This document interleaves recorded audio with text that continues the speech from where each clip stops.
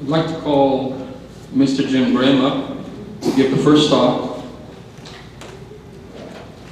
about the successes of the pro-life movement in Texas, especially under the leadership of TRTL.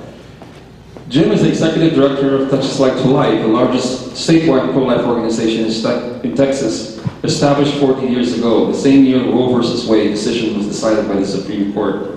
The directors, staff members, and affiliated chapters, some of them are here, have fought for decades for the rights of the unborn, including the nascent humans created in laboratories.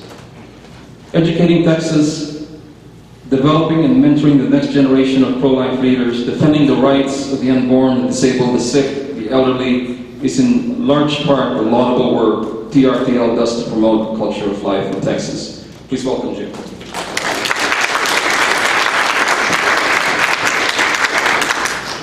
Thank you.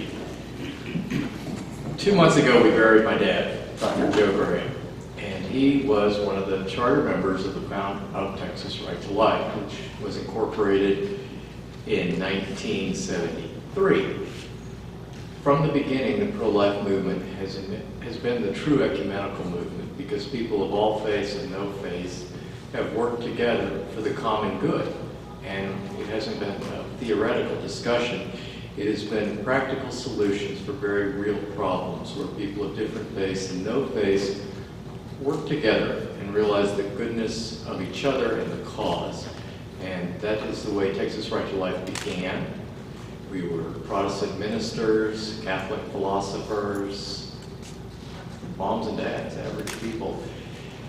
I don't think my father and the first generation really understood the gravity of the evil that had befallen upon the nation. My dad, as a philosopher, in some ways thought we just needed another track or another beta video that would show the logical fallacy of abortion, and people would wake up. I don't think that they understood that some people really did know the evil that they were doing, and our nation had slipped to a place that it should not be. The entire Western world had gone to that place. But not all things have to continue upon the same slope. One of the modern fallacies is that if something is going in a direction, it will remain in that direction. Well, that's a principle of physics, unless it is acted upon by another force. And so good people began. It was very difficult for my father and people in that generation to fight because we saw defeats one after another. Colorado legalized abortion, New York, California. Ronald Reagan legalized abortion in California prior to the Roe v. Wade decision. And as we spoke with a Supreme Court justice years ago, he told us personally, back in his chambers, that the reason they legalized abortion was not because of ideological reasons, not because of the law, but because these justices were all liberal, and their friends were going to New York or Canada or Mexico and getting abortions. It wasn't a big deal. And so the justices at that time said, well, let's just legalize it. I mean, people are doing it, all our friends are doing it, we should do this. And so they did. They had no idea that they would divide the nation in two. And as Justice indeed told me, that if they'd have known that they were going to divide the nation in two, they would have never given us the Roe v. Wade decision. But they did. And so the fight began. And people who were of that heroic first generation, people like Bishop Reseda and the like, they stood up. They said, you know what, it's not whether we're going to win or lose, it's whether it's right or wrong, and we're going to fight. And so that generation fought when it wasn't so cool to be pro-life or to be conservative, and they held the fort. And even though every state would fall, eventually things would change. And it is because they stood their ground and held the fort that we can fight now. So, is indeed this a lost cause? We've seen Time magazine say that the decision's over. We've seen the popular culture say this is a decision that's done. The fact is that it isn't over. And the fact is that we're actually winning. And that's the most important thing to remember. Not only is it true, but the pro-life cause is winning. As Winston Churchill said, America will always do the right thing, only after she has tried everything else. And I think we're getting to that point, that we are doing the right thing. The public and all the polls now identify themselves as pro-life. Texas is a great example of how the culture war can be won. This morning I was looking at some statistics, and if you want to look at the culture war, just juxtapose Texas with New York. Very fine example. New York has hundreds of abortion clinics.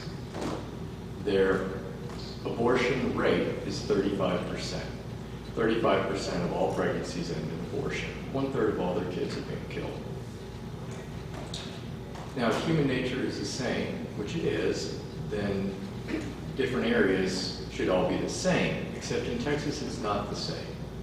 In Texas, our abortion rate is at the most 16%. I think when the latest numbers come out, we're going to be down to 14 or 13%. Now, in 1990, our numbers did peak, both the number of abortions and the abortion rate. In 1990, the abortion rate in Texas was 22%. Now, the abortion rate has steadily fallen to 15%, and that's not just a change in fertility, because that takes that into account. What that is your culture war being fought and won. You are now having more people saying that abortion is not morally right, and they're voting with their decisions. The culture really is being changed. You're having more people decide not to have abortions. Now, can laws be passed? Because people always say you can't legislate morality, and it doesn't make a difference. Really? Again, let's go back to New York. Hundreds of abortion clinics. California, same deal. Do you know how many operational abortion clinics we'll have probably this month? And John will tell you about it. 8. For the entire state. 8.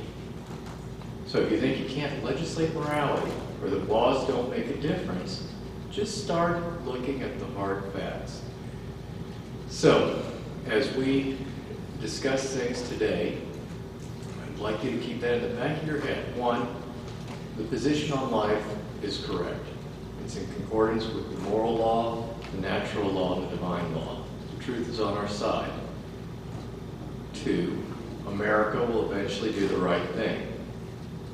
And 3, right now we're actually winning the culture war. The media won't tell you that. They want every show on television to discourage you from thinking that position, but we actually are winning. So if you are agnostic on this issue, but you just want to make a bet, ours is a smart bet.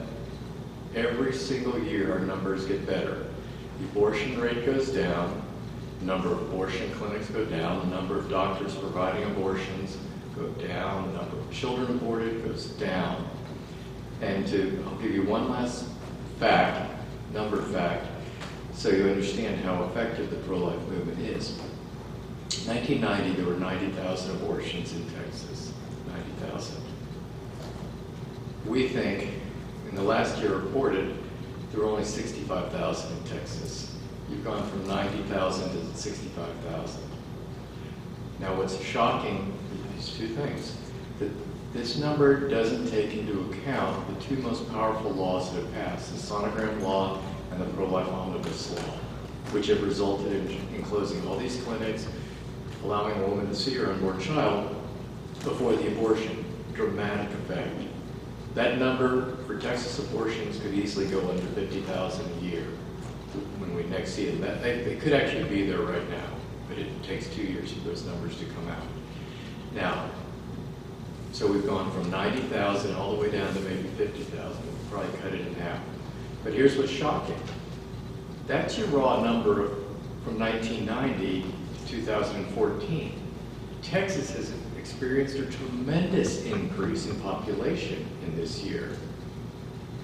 So if you really figure out how many fertile women are now present in 2014 as opposed to 1990, if you just extrapolated and took your same abortion rate, 22%, you would probably have 120,000 abortions a year in Texas. That's where it was going until the pro-life movement and the churches and the crisis pregnancy centers really became serious about ending the scourge of abortion. So when you take how many lives have been saved in Texas since 1990, It's 400,000 plus. 400,000 lives have been saved since 1990 in Texas because of all of our efforts that have not been saved in California and New York. So that is your empirical evidence that the culture war can be fought and that hundreds of thousands of lives can be saved if we all work together, if we pray together.